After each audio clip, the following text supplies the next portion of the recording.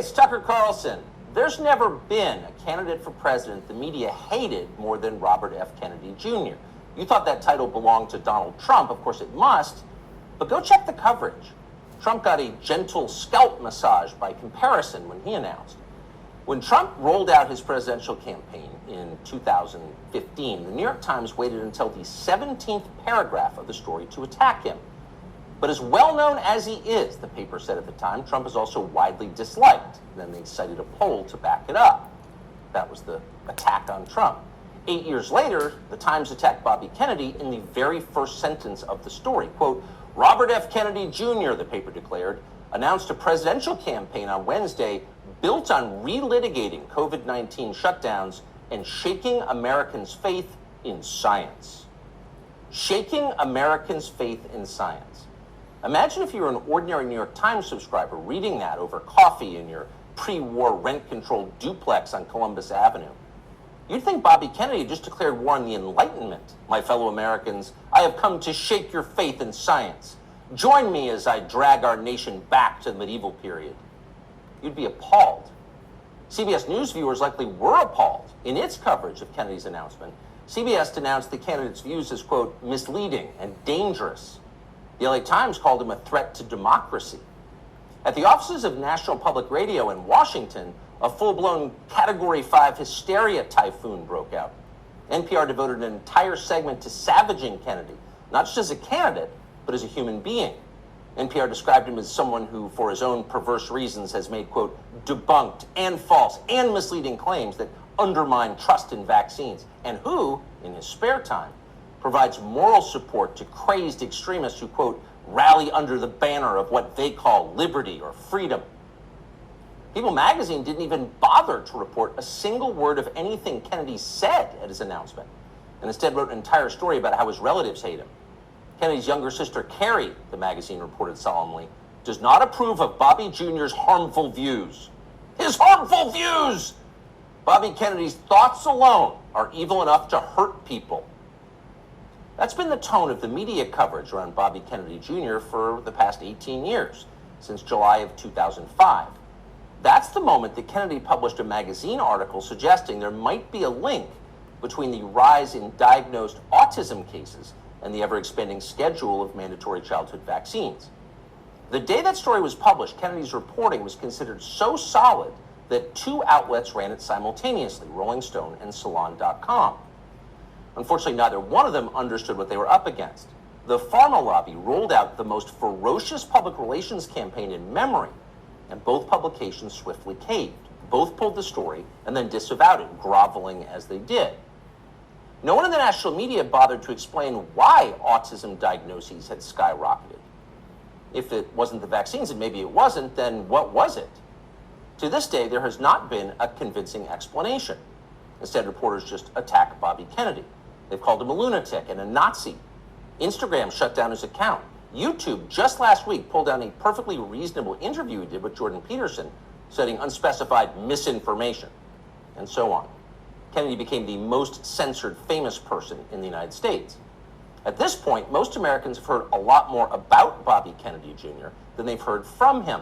He doesn't get many offers to speak from big platforms. But last week, Joe Rogan gave him one. Here's some of what he said. Why do 5 of my 7 kids have allergies? You know, and of course, we know why. Because aluminum adjuvants give you allergies. They're designed to make you, to create a hyperimmune response to foreign particles. And the last category is, the allergic diseases, peanut allergies, food allergies, eczema, which I never knew anybody with eczema when I was a kid. I never, asthma, I knew people with asthma, but it wasn't 1 in every 4 black kids like it is today. So, all of those things. Now, we went from 6% of Americans having chronic disease. By 1986, we're starting to add the vaccines, and we got and 11.8% of kids now, so it's doubled. Why do 5 of my 7 children have allergies? Now, we don't know the answer, of course, but it's an interesting question. In fact, it's an important question that deserves an adult answer, not that you should hold your breath waiting to get one. Bobby Kennedy asks a lot of questions like that. He notices things. Kennedy pays attention to the world around him, and he wonders why it's changing. He's an outdoorsman, a falconer, and a fly fisherman. He's interested in how nature works. He's curious.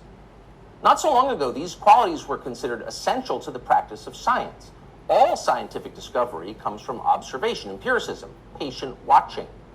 Without the willingness to put aside your pre-assumptions and assess with honesty the things you see and touch and smell, the changes taking place right in front of your face, you can't do science. You can't create art either, or journalism, or theology. You have to be willing to notice the obvious. And when they tell you you're not allowed to notice the obvious, you should be concerned. Imagine you're on a commercial airline flight. The plane is just leveled out at 37,000 feet. You're closing your eyes for a nap. And suddenly you smell smoke. And it's not your imagination. You can see it. It's starting to fill the cabin. All around you, people are hacking and choking.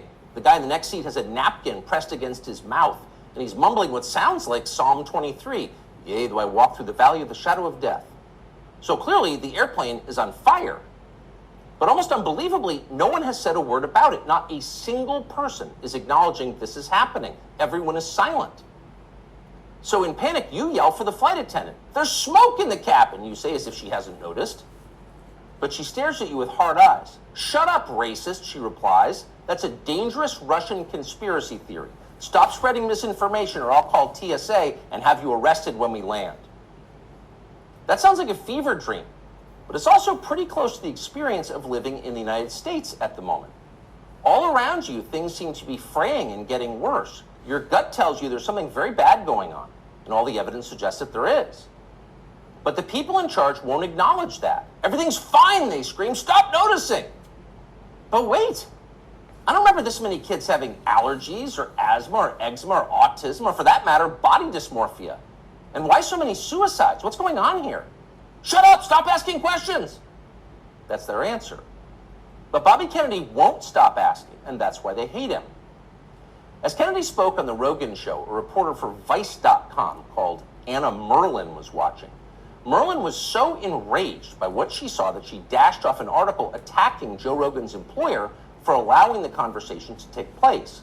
Spotify has stopped even sort of trying to stem Joe Rogan's vaccine misinformation, read the headline. The piece never even described much of what Bobby Kennedy had actually said. Merlin dismissed the entire interview as, quote, a detailed survey of Kennedy's most dangerously incorrect views, a far too extensive list to outline in full. In other words, we here at Vice don't have time to describe all of Bobby Kennedy's lies, but trust us, they were lies. Then Merlin called Spotify to see if she could get the episode censored. Much to her profound frustration, Spotify refused to censor the episode and kept the interview on its website. So she spent the next several days ranting about all of this on Twitter. People were listening to the wrong things, and Anna Merlin was mad about it. So was Peter Hotez. Hotez is a pediatrician from Texas who became moderately famous on MSNBC during the COVID lockdowns as a Biden shill and a vaccine promoter. Hotez read Anna Merlin's piece and then huffily retweeted it. Effectively, why is Bobby Kennedy allowed to talk in public?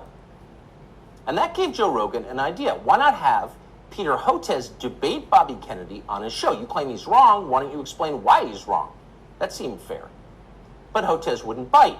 So Rogan offered to give $100,000 to Hotez's favorite charity if he agreed to come on. Soon others made their own pledges, and the pot swelled to over $1 million. But still, Peter Hotez wouldn't come. Instead, he scampered back to MSNBC, where one of the channel's oilier hosts assured him he was doing the right thing by dodging the debate. Arguing with Bobby Kennedy is morally equivalent to debating a Holocaust denier, the host said. No decent person would do that. And of course, Hotez agreed. Quote, 200,000 Americans needlessly perished because they believed the anti-vaccine disinformation and refused to take a COVID shot. So really, talking to Bobby Kennedy would be a lot like abetting murder.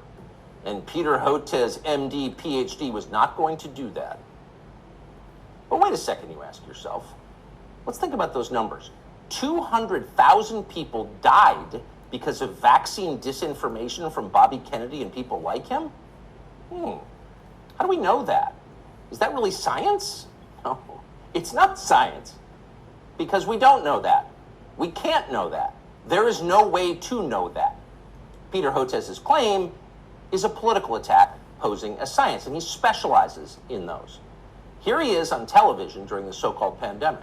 It's all about mass compliance. That's going to be absolutely critical, because if you don't have masks, remember, this virus aerosolizes, so even 6 feet is not enough.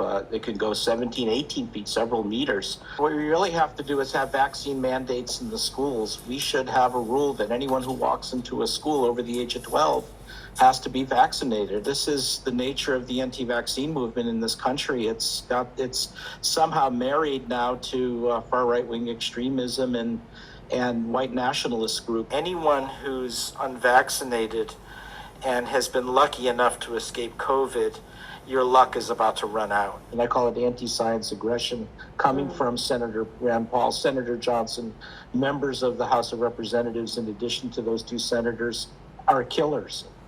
It's all about mask compliance. We must have vaccine mandates for children. Take the vax or you will die. Anyone who disagrees with me is a white nationalist and a killer, and probably an agent of Putin. Do we say probably? Let's revise that. Certainly an agent of Putin. Again, here is Dr. Peter Hotez. We're starting to see now those same anti-vaccine messages that's coming out of the U.S. And now we're finding it in Africa and Latin America. And remember, what the other reason we're seeing this is the Putin government has, this has been reported by U.S. and British intelligence, has been piling on with this whole systematic program of what's being called weaponized health communications, trying to destabilize democracies with anti-vaccine, anti-science messages and targeting. So according to British and U.S. intelligence, anyone who disagrees with Dr. Peter Hotez is a disloyal American working to destabilize our democracy on behalf of Vladimir Putin. Now, by comparison, never in his life has Bobby Kennedy Jr. said anything half that demented. But keep in mind, Peter Hotez claims to have a valid medical license. He is allowed to treat patients. After a while, even MSNBC viewers were going to have some questions about a guy who talks like that, and apparently some of them did. As the lockdowns wore on, the population started to notice that many of the core claims the TV doctors were making were untrue. You'd only need one shot. If you got the shot, you would never get sick. You would never pass the virus to others, and so on. They said these things, as you know, again and again. Ultimately, they were proven wrong, but they never admitted it. They just attacked the people who noticed. Here's Dr. Peter Hotez calling for the Biden administration to arrest anyone who questions the COVID vaccine. The Biden administration has to realize that anti-science is a killer. Disinformation, It's not even just disinformation. This is an anti-science empire right now, and we need Homeland Security, we need the Justice Department. We've really got to figure this out, and Health and Human Services will not be able to figure this out on their own. It's not a medical problem. It's a law enforcement problem. They've doubted me. Arrest them! It's a horrifying outburst if you think about it. If you were on tape saying something like that, you would be deeply ashamed. But Peter Hotez is not ashamed. He's become even more grandiose. Hotez has written a self-congratulatory new book called The Deadly Rise of Anti-Science, a scientist's warning, as if you were a scientist. Here's how Hotez describes himself in the book's promotional literature. Quote, during the height of the COVID-19 pandemic, one renowned scientist in his famous bow tie, appearing daily on major news networks such as MSNBC, NPR, and BBC, and others, Dr. Peter J. Hotez often went without sleep, working around the clock to develop a non-profit COVID-19 vaccine and to keep the public informed. During that time, he was one of the most trusted voices on the pandemic and was even nominated for a Nobel Peace Prize for his selfless work. He also became one of the main targets of anti-science rhetoric that gained traction through conservative news media. End quote, though we could go on. So here you have a renowned scientist, selfless, trusted, going without sleep, self-denying, persecuted by extremists for daring to tell the truth. The Albert Schweitzer of cable news. That's Dr. Peter J. Hotez. The fact that a partisan buffoon like Peter Hotez can describe himself this way with a straight face and the backing of a publisher makes you despair for the country's future. But don't despair. There is hope. Hotez will never debate Bobby Kennedy Jr., but it doesn't matter. Kennedy has already won. He's more honest than Dr. Peter Hotez, and that's obvious to anyone who's paying attention. A new Economist poll shows that Kennedy is more popular and far less hated than either major party frontrunner. After almost 20 years of being silenced, Bobby Kennedy Jr. is being heard. And why wouldn't he be? Kennedy's theories about vaccines may be right, they may be partially right, they could be even utterly wrong. No one's proved it either way. But what we can say with certainty is that America's medical establishment has beclowned itself for all time. Its official positions on vaccines, psychiatric drugs, puberty blockers, reassignment surgeries, a long list of other politically fashionable priorities have no connection whatsoever to legitimate science. It's all effectively witchcraft. At the annual meeting of the American Medical Association in Chicago last week, for example, delegates issued a statement attacking the body mass index as a tool of, quote, racist exclusion, which has caused historical harm. Next year, they will denounce thermometers and stethoscopes. They're insane. Compared to them, Bobby Kennedy is a mainstream figure, and people understand that. That's why he's winning. And you know he's winning by how his critics are doing. So just 4 years ago, Anna Merlin was regarded as an important expert on conspiracy theories and misinformation. She'd written a book on the topic. Here she is talking about it.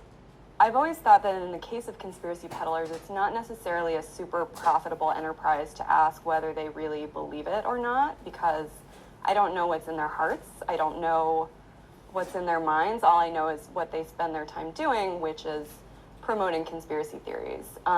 In the case of ordinary people, conspiracy consumers, and most Americans are, to some degree, consumers of conspiracy theories. All the studies that we have show that like 1 in 3 Americans believe in some conspiracy theory to some extent.